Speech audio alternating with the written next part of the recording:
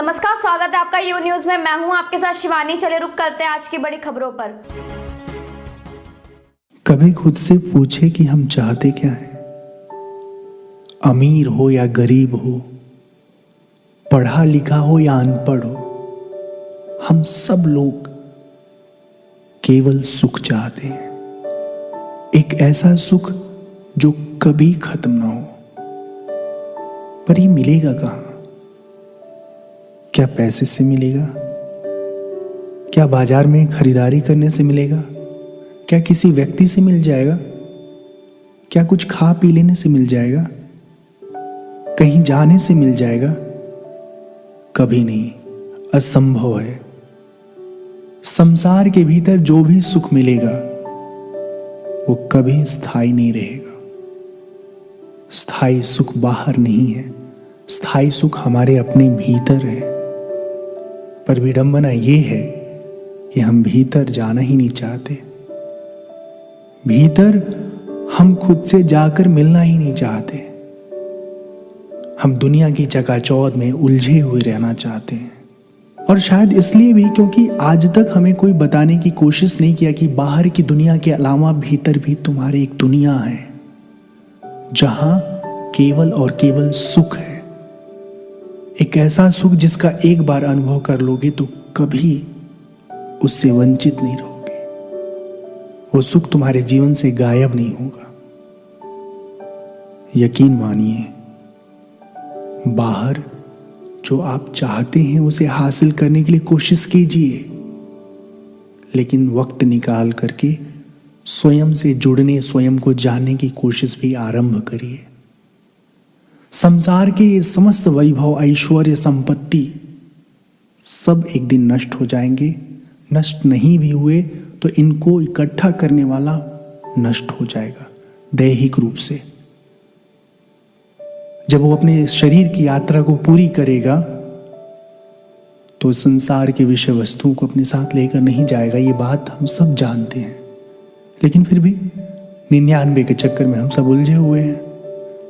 चाहे गृहस्थ हो, चाहे सन्यासी हो, चाहे कोई भी हो, सबको चाहिए पैसा पैसा पैसा। सबने अपनी दुकान सजा सजा करके कस्टमर बुलाने के उपक्रम खोल रखे। पर यथार्थ ये है कि ये संसार का विषय वस्तु आपको निर्वाण नहीं देगा।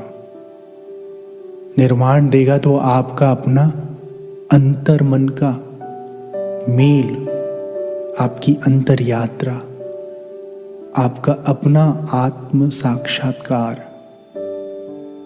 तो विलंब मत करिए, कहीं ऐसा ना हो कि जिंदगी के सारे जो जीवन काल हैं ऐसे हवा में उड़ जाएं जैसे कपूर। समय रहते खुद को चेताइए, समझाइए, जागरूक होइए। मन न भी करे तो भी सुबह शाम बैठ करके ध्यान लगाइए। खुद को देखिए, खुद को जानिए, इन चर्म चक्षुओं से नहीं बल्कि अपने भीतर की चक्षु से, अपने भीतर के दृष्टि से। आपको पता है ना, जब कमरे की बिजली चली जाती है और आप कुर्सी पर बैठे हो, कोई पूछा बाहर से कहां हो, तो आप तुरंत तपाक से कहते हो मैं कुर्सी पर बैठा हूं।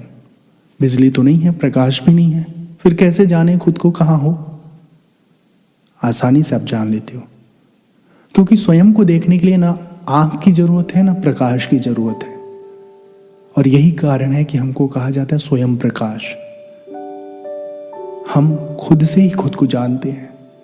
हाँ, यह सच है कि गुरु, उपनिषद, वेदांत का ज्ञान सहायक साधन के रूप में हमें मदद पहुंचाता है। विलंब मत करिए।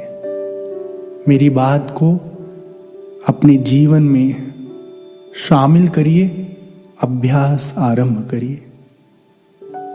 खुद को एक बार जान लेंगे ना, संसार के जितने भी व्यवहार हैं उन सब से आप अपने आप को अप्रभावी रख पाएंगे। अन्यथा संसार के प्रभाव में उलझ उलझ के लिपटते रहेंगे और जन्म मरण के चक्र में हम उलझते रहेंगे। तो एक संकल्प लीजिए, प्रतिदिन जितना भी समय मिलता है उतना समय प्राथमिकता से अपने आत्म कल्याण के लिए देना है। हर दिन श्रीमद् भागवत कथा या श्री रामचरितमानस, यदि संभव है तो वेदांत के प्रकरण ग्रंथ, विवेक चूड़ामणि, पंचदशी, तत्व विवेक, आत्मबोध, ऐसे बहुत सारे ग्रंथ हैं जिसका आप स्वाध्याय करिए।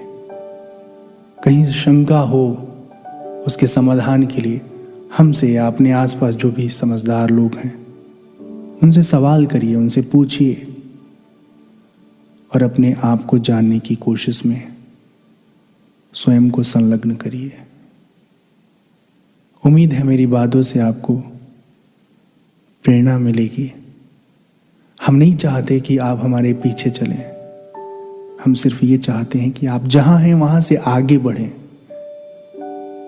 सहायक साधन चाहे जो भी हो, जरूरी है आप जहां हैं वहां से आगे बढ़ना, अपने स्वयं को पाने की यात्रा में प्रयत्नशील होना। मेरे साथ बस इतना ही। बाकी की तमाम खबरों के लिए देखते रहिए यू न्यूज़।